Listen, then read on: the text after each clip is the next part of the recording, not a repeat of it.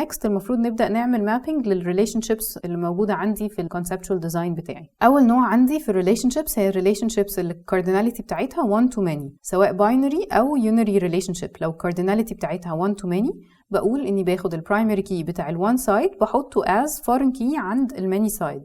يعني هاخد البرايمري كي بتاع الديبارتمنت واحطه as foreign key في تيبل الامبلويي.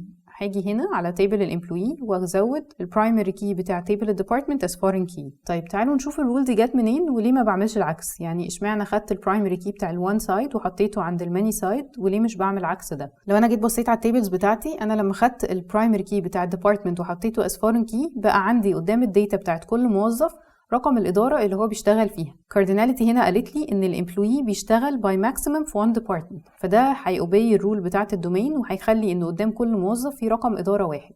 طيب لو جيت عملت العكس، لو أنا خدت الآي دي بتاع الإمبلويي وحطيته عند الديبارتمنت as foreign key، هاجي ألاقي إنه قدام كل إدارة الإدارة الواحدة بيشتغل فيها many employees زي ما هو واضح عندي في الكارديناليتي هنا.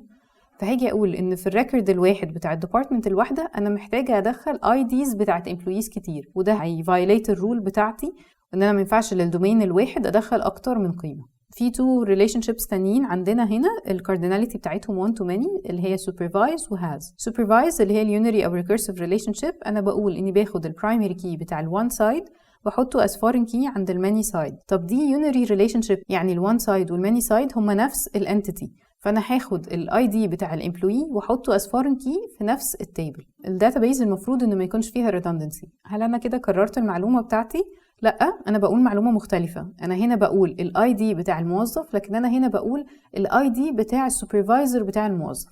وعشان انا ما اتلخبطش انا ممكن اغير اسم الفورين كي وانا بحطه، فانا ممكن اجي هنا واقول supervisor SSN.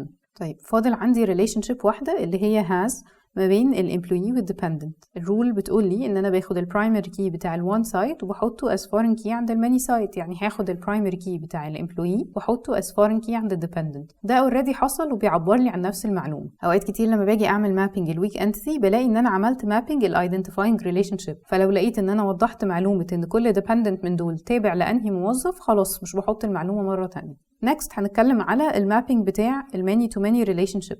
الماني تو ماني ريليشنشيب المابينج بتاعها بيبقى ان انا باخد البرايمري كيز بتاع البارتيسيبيتنج انتيتيز as foreign keys في جدول جديد. فانا هاجي هنا اعمل جدول جديد هسميه work on وهحط فيه البرايمري كي بتاع الامبلويي والبرايمري كي بتاع البروجكت as foreign keys. عشان اختار برايمري كي للجدول الجديد ده هاخد combination الاثنين مع بعض، هيبقى هو ده البرايمري كي بتاعي.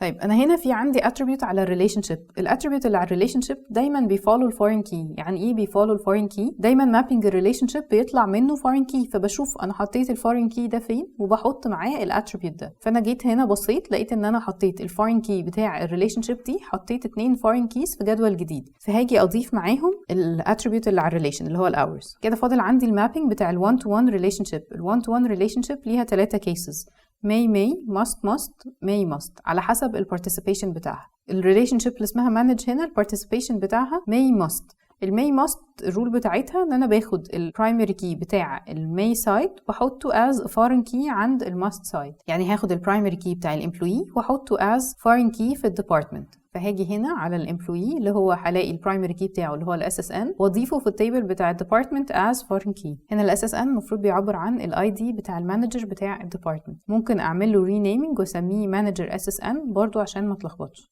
لو بصينا على الريليشنشيب بتاعت مانج هنلاقي ان احنا عندنا برضو في اتريبيوت على الريليشنشيب هنا، وزي ما قلنا الاتريبيوت اللي على الريليشنشيب بيفولو الفورين كي which means انه هيتحط في تيبل الديبارتمنت مع الفورين كي برضو، وده هيعبر لي عن الستارت ديت بتاع المانجر للديبارتمنت دي. الكيس الثانيه في ال1 to 1 لو انا عندي البارتيسيبيشن بتاعي may زي الريليشنشيب اللي اسمها own. relationship دي 1 to 1 relationship والparticipation بتاعها may من الناحيتين. طيب المابينج بتاع ال 1 to 1 may ليه 3 حلول. يا اما هقول اني هاخد البرايمري كي بتاع الكار واحطه as a foreign key عند الامبلويي، او هاخد البرايمري كي بتاع الامبلويي واحطه as foreign key عند الكار، او هاخد البرايمري كيز بتاع الاثنين entities واحطهم عندي في تيبل جديد لوحده as foreign keys. we would recommend ان احنا هناخد البرايمري كي بتاع اي سايد من الاثنين ونحطه عند السايد التاني as foreign key. فانا هاخد البرايمري كي بتاع الكار واحطه عند الامبلويي as a foreign key، فهاجي هنا واضيف plate number. اخر كيس عندي في ال 1 to 1 relationship اللي هي لو البارتيسيبيشن عندي must، وده زي الريليشنشيب اللي اسمها has اللي عندي ما بين الكونتراكت الكونتراكت وما بين الامبلويي. الريليشن شيب دي 1 to 1 والبارتيسيبيشن بتاعها must من الناحيتين.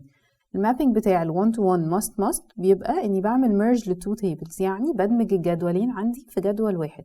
فهفترض ان انا كاني رحت شطبت على الجدول بتاع الكونتراكت واخدت الداتا بتاعته وضفتها على تيبل الامبلوي، والبرايمري كي بتاعه بيبقى حاجه من الاثنين، يا اما بحط البرايمري كي بتاع الامبلوي يا اما برايمري كي بتاع الكونتراكت. كده كده هم 1 to 1، فكل واحد من دول equivalent لواحد قدامه. ممكن اسيب البرايمري كي بتاعي هو SSN زي ما كان موجود عندي في الاول. later on لو في عندي اي relationship مع كونتراكت ومحتاجه استخدم الاي دي بتاع الكونتراكت او البرايمري كي بتاع تيبل الكونتراكت as a foreign key في اي حته تانية، هستخدم البرايمري كي اللي هو SSN بتاع الجدول الجديد. ولو انا عايزه احط اي foreign key في التيبل بتاع contract او في التيبل بتاع employee هحطه في الجدول الجديد اللي هو employee contract. next عندي المابينج بتاع ternary relationship. المابينج بتاع ternary relationship مختلف شويه، انا ما ببصش على الكارديناليتي او البارتيسيبيشن بتاع الريليشن شيب. كده كده الترنري المابينج بتاعها ان انا بعمل جدول جديد وباخد معايا في الجدول ده برايمري كيز بتوع البارتيسيبيتنج انتيتيز. المره دي انا عندي 3 participating entities، الامبلوي والبروجكت والسكيل، فهاخد البرايمري كي بتاع كل واحد فيهم واحطه as a foreign key في الجدول الجديد. فهيبقى عندي جدول اسمه skills used هاخد فيه البرايمري كي بتاع الامبلوي والبروجكت والسكيل as foreign keys.